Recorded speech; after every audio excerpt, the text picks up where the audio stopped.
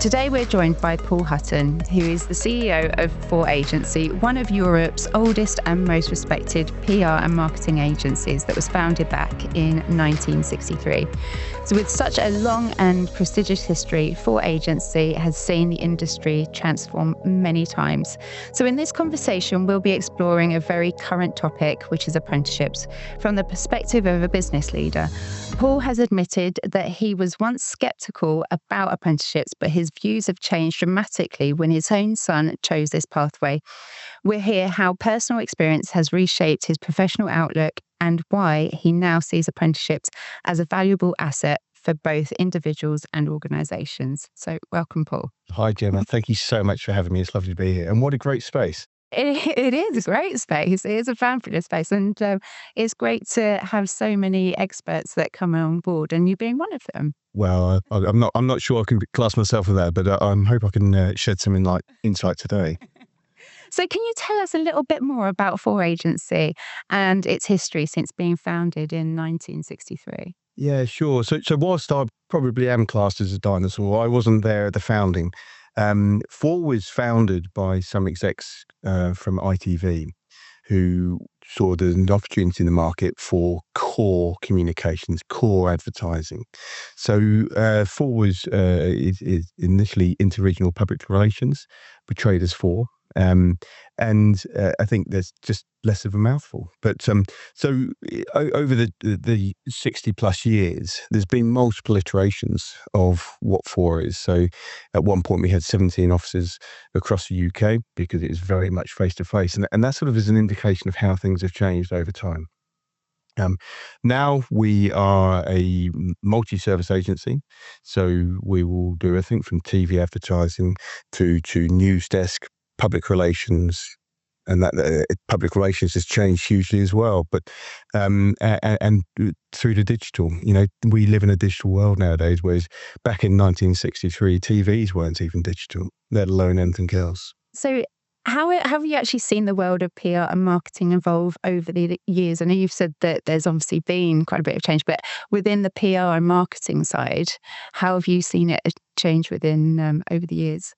Yeah, I think if we look back at the base of what we are is in PR and marketing is we're communications. We communicate to humans.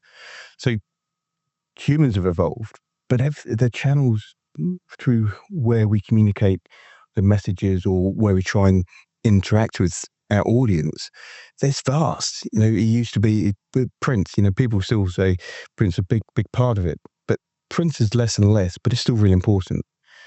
But things haven't disappeared, they've just been added to.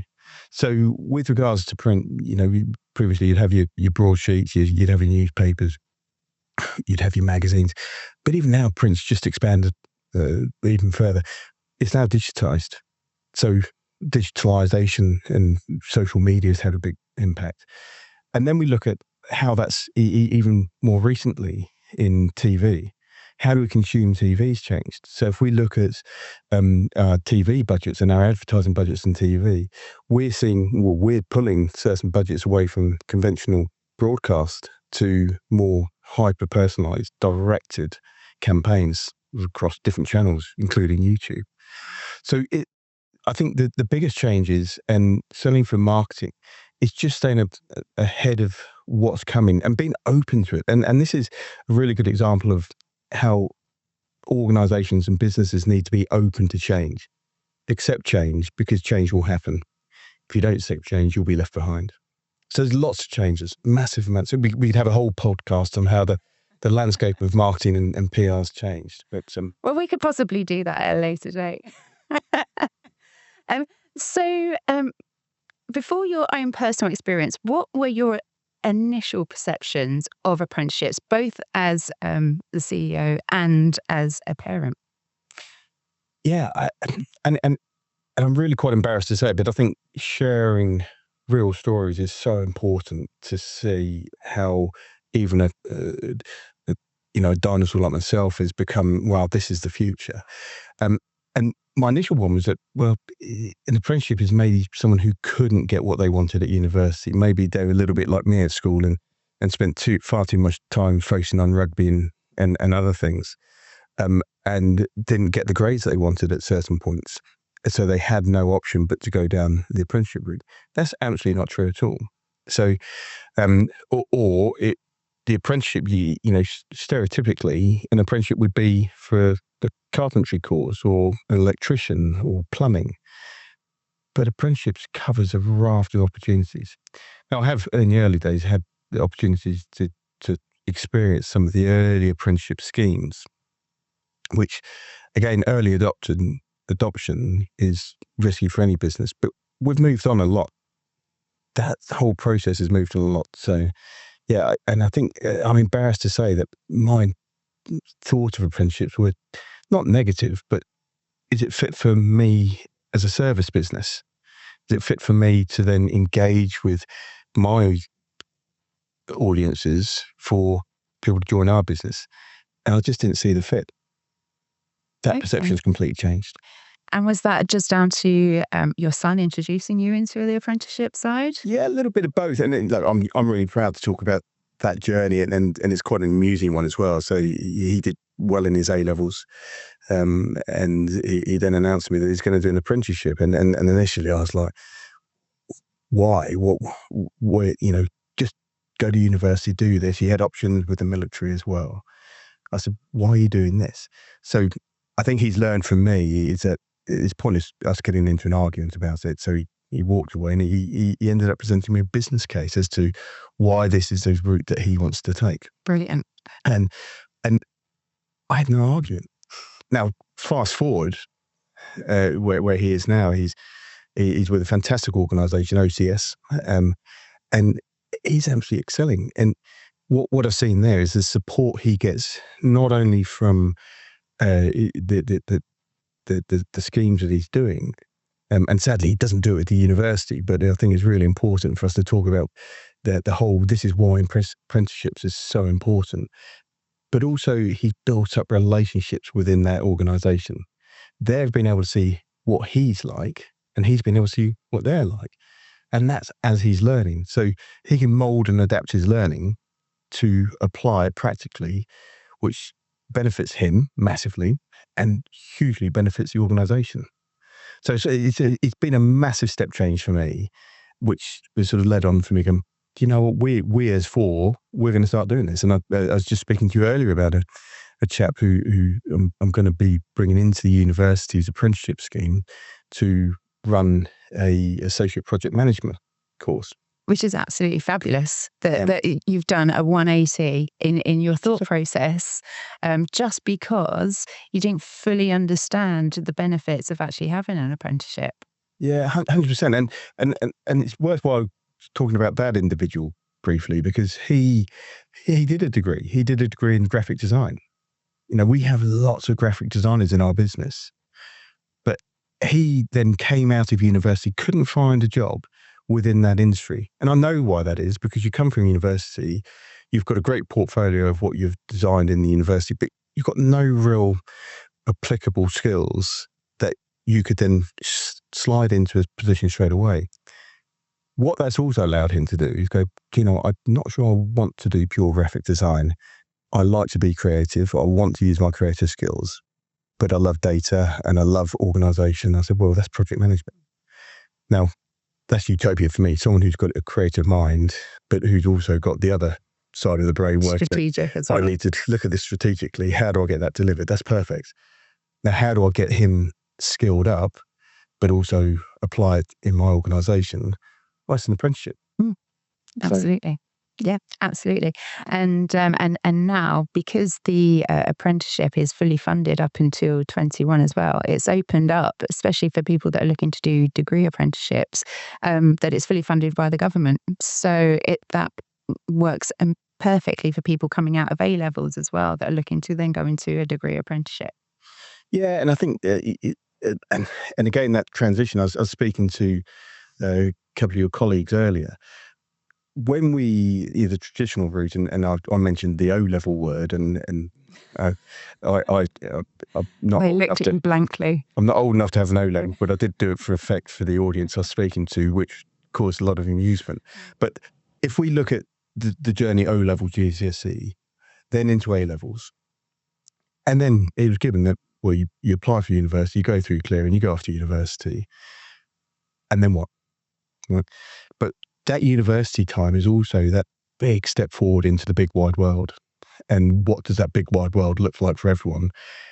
That's where you have a lot of ingrained thought processes, learnings, experiences that last with you for the rest of your life.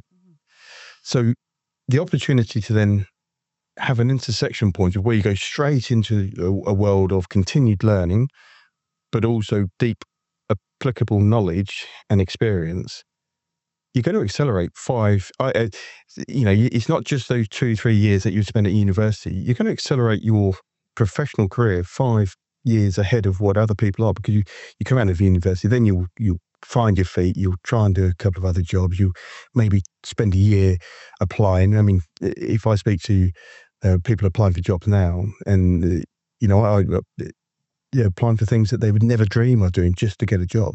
Yeah.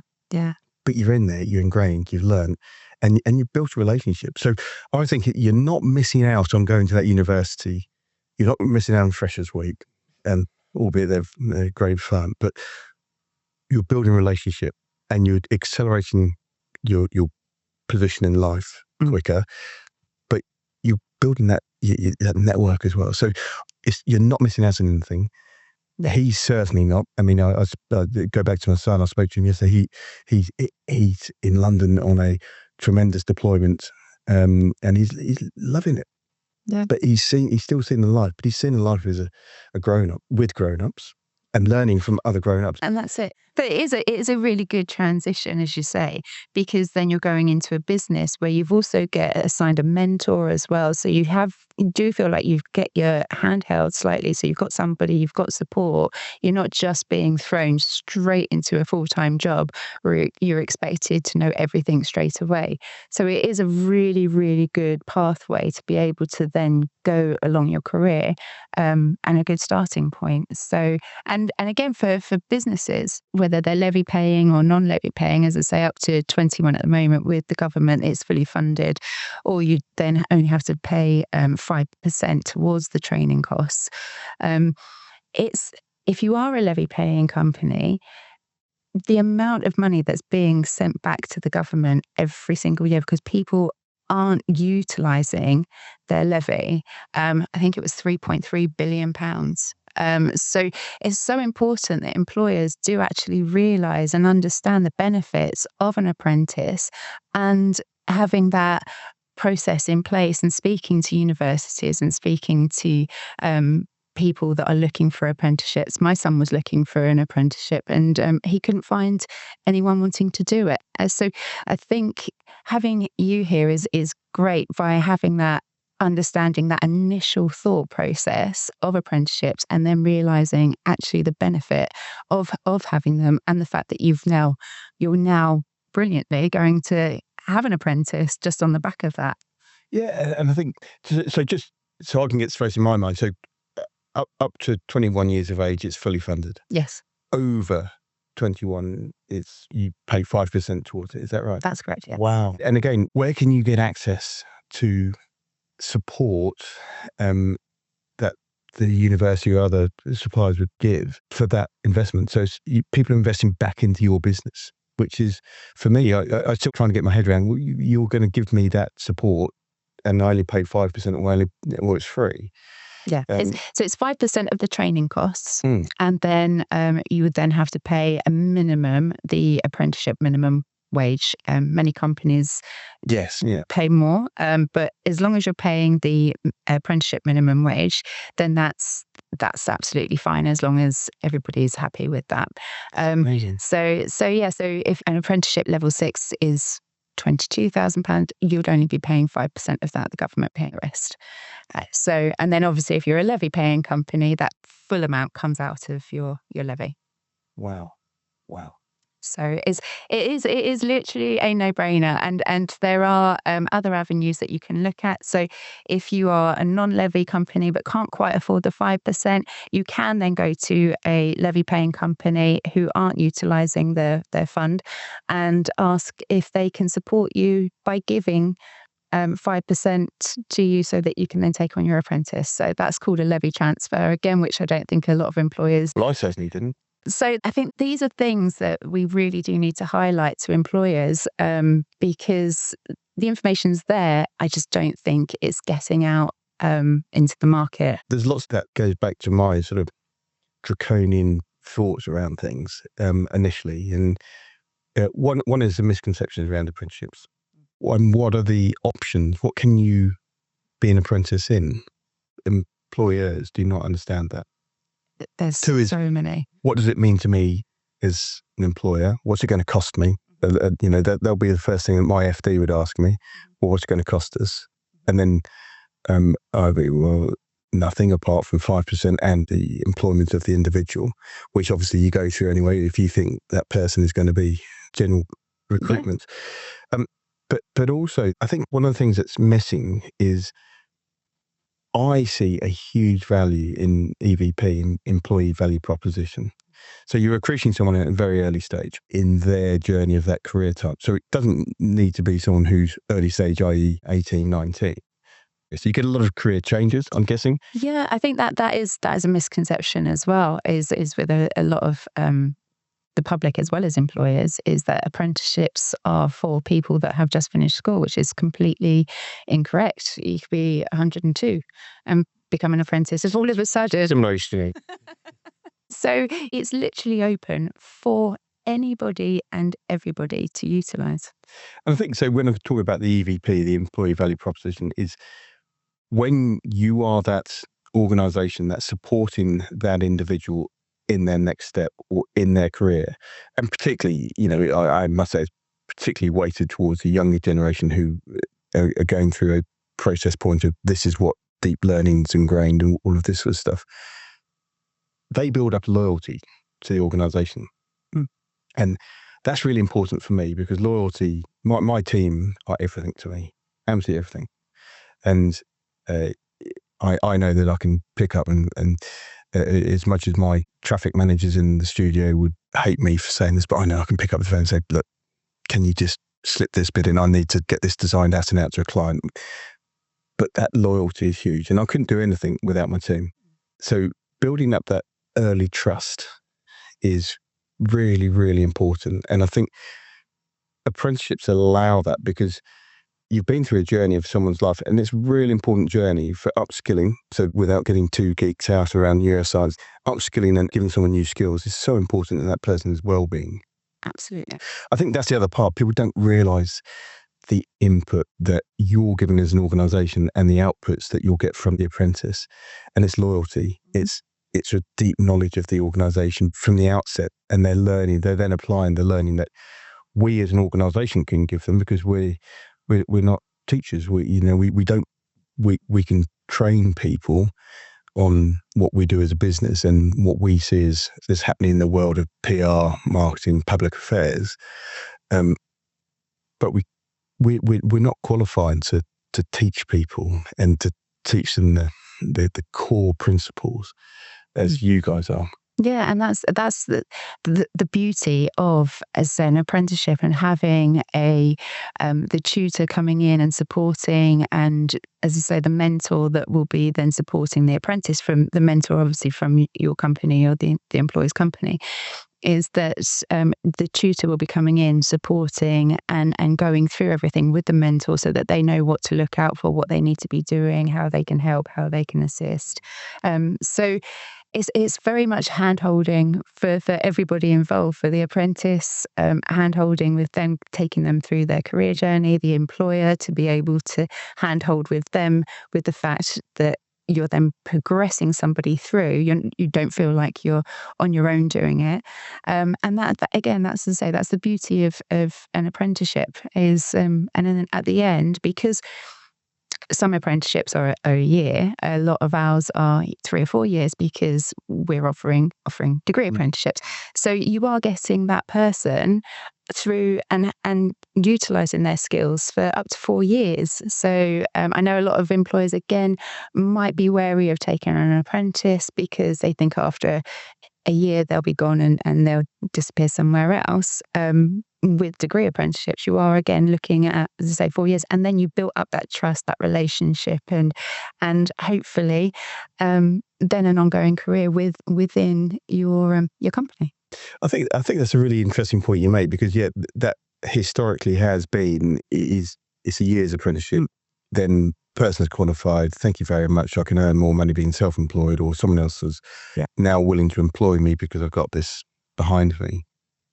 It's that deep involvement at those early points in someone's career that lasting 3 to 4 years, you've built that, as you say. If you can't build a relationship with someone who's been with you 3 to 4 years, I think you struggle. Now, I haven't got any facts in front of me, but I'm guessing if someone's been in a business for 3 to 4 years, they're probably going to go on to a life cycle of maybe 10 years and more. And that, I think, is really important to bring to light, and it sort of reassures me as well.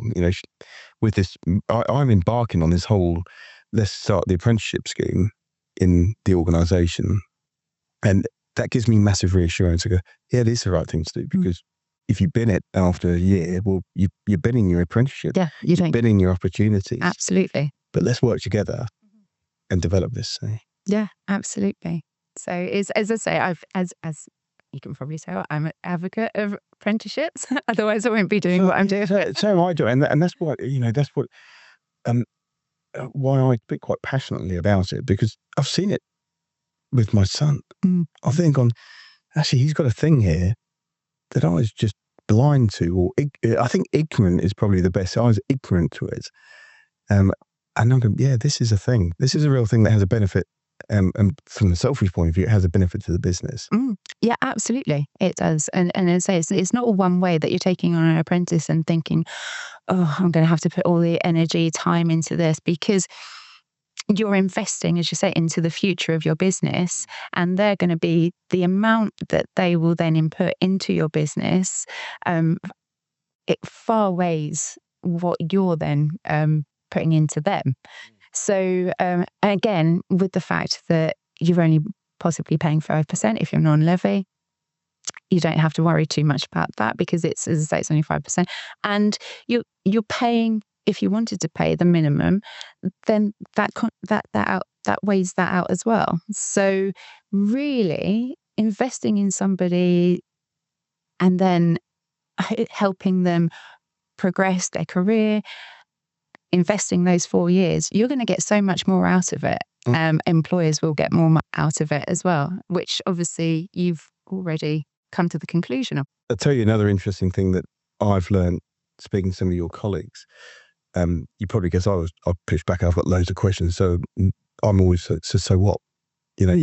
What do you know about? And I was talking about data science. I've got a massive interest in data science. So, having run a software business, I say run. I was chief operator of a software business. It was one of the fastest growing software businesses in the UK back in 2006 to 2012.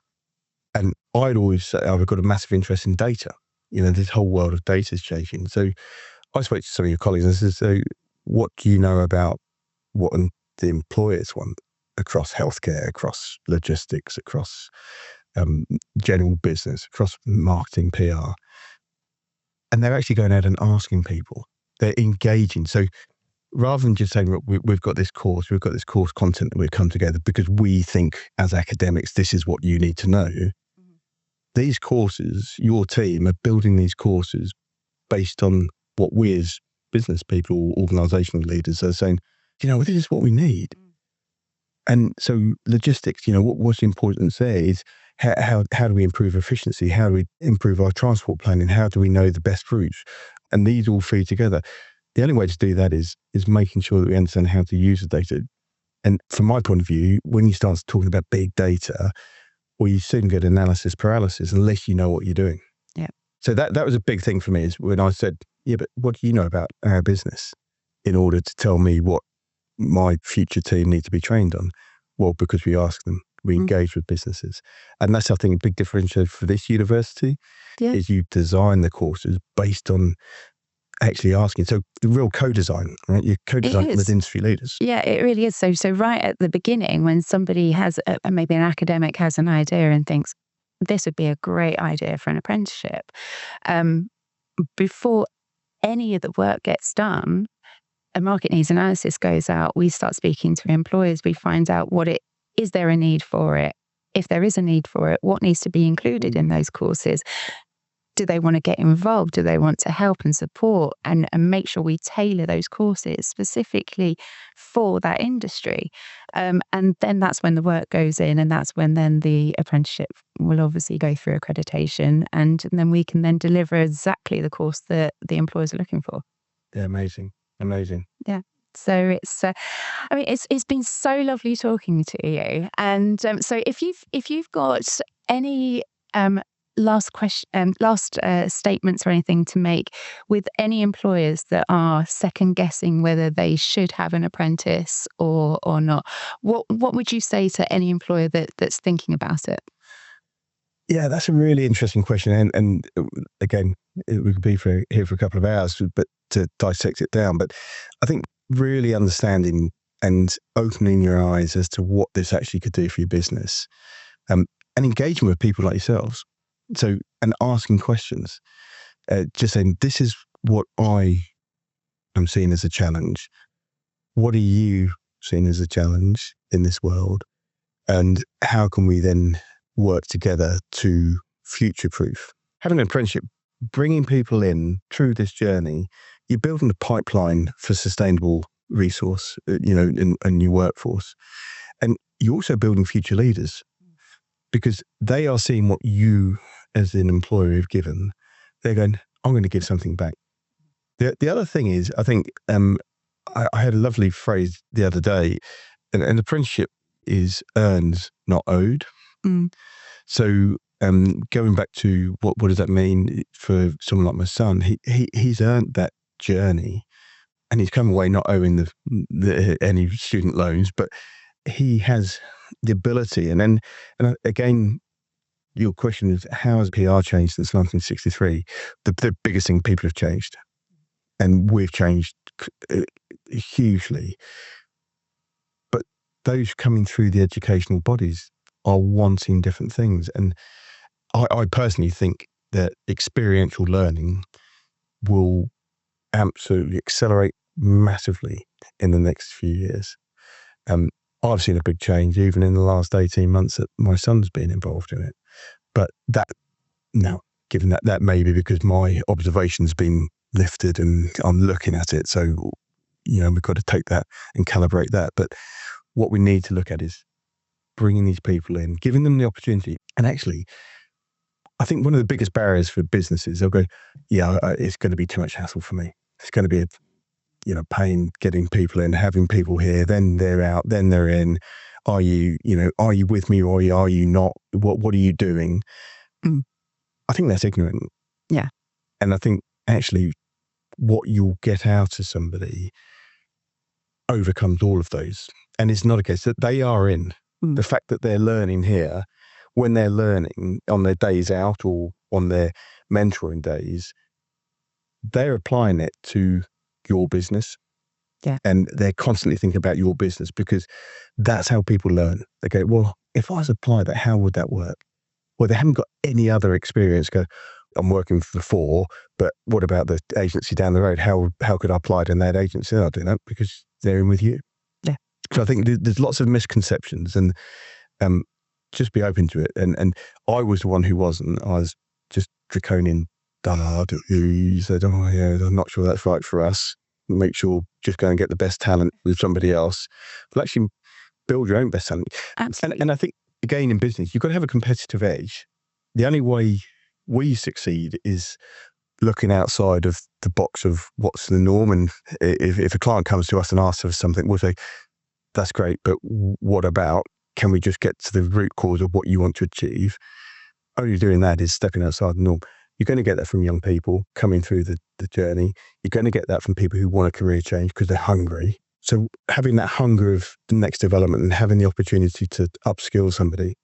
It's just having somebody with a different perspective going, have you thought about this? What about this? That you haven't actually thought of, and say just that diverse ability to be able to come in and ask questions, because I think when you've been in an industry for quite a while, some people tend to stop asking questions and just do the doing, rather than actually, why are we doing it like this? So I'm going to give a nod to Graham here, who's one of your colleagues, and I've stolen this from him. And it's, if someone's been in the industry for a long time and they suddenly leave, they'll say, "Well, John's left and he's got 17 years of experience." Graham says to me, "Well, actually, John's got 1 year of experience that he's repeated for 17 times." Yeah. And I sort of sat there, and he's literally just said it to me in a meeting. And I sat there and said, "I'm sorry, Brandon, I'm going to nick that. So this one's for you, Graham. I've given you a shout out." But it's very right. Yeah. You know, someone's been in the industry, they think they know, and everyone else thinks they know 17 years worth of it. They've got 1 year of experience, they've repeated 17 times. Yeah. And which is very right. Yeah, it is very right. So just, as I say, having that new blood coming in and asking those questions and thinking outside the box is such a breath of fresh air usually, for employers to have that. And just touching on what you just said about employers thinking they'll be out all the time. It's really structured in the way that an apprenticeship is delivered. So it could be a block that they are out to actually do their learning, or it could even just be 1 day a week. So that means 4 days a week they are on the premises or working from home, however you want them to work. And just 1 day a week, they will be on campus doing their learning. So it's not as if it's very sporadic and they'll be out all the time and you don't know what they're doing or where they are. It is literally, as I say, either a block of learning or 1 day a week, and then you have them the rest of the time. Yeah, no. And again, it comes down to planning, working with you guys, because the other thing, it is a true partnership, isn't it, between the university and the business and the apprenticeship. So you've got a really nice trifecta of partnerships there, working. You've got that support, you've got that guidance, and again, going back to the apprentice, I think you've got a sounding board for the apprentice, who is also an employee, to voice their concerns or voice their, and there's almost that sort of go between where the supply of the apprenticeship can come excellent. I think, could we look at working with you just to model this in a little different way? Every day, you're learning every day. And again, you don't know what you don't know. Yeah. And getting people to support that knowledge gap or the opportunity to develop, it's absolutely what business and progress is about, is being open to change. Oh, it absolutely is. It absolutely is. And so I think it's great that you've obviously decided to take on an apprentice now, just from obviously understanding and learning more about the apprenticeships. Obviously, your son going through an apprenticeship and hearing and understanding how he's been growing, how he's been developing. So it's been... He's growing because he eats me out of house alone, but... Well, usually he's 19, isn't he? He's 19, yeah. So going on 29. 19-year-old boys. I have a 19-year-old myself, so I feel your pain. So thank you so much for sharing your journey, obviously professionally and personally with us. And as I say, it's great news that you've decided to take on apprentice, and we look forward to helping and supporting you with that. And thank you for coming in today. No, Gemma, it's been an absolute pleasure. And again, what a great setup you've got here. Fabulous. Thank you so much again. Take care.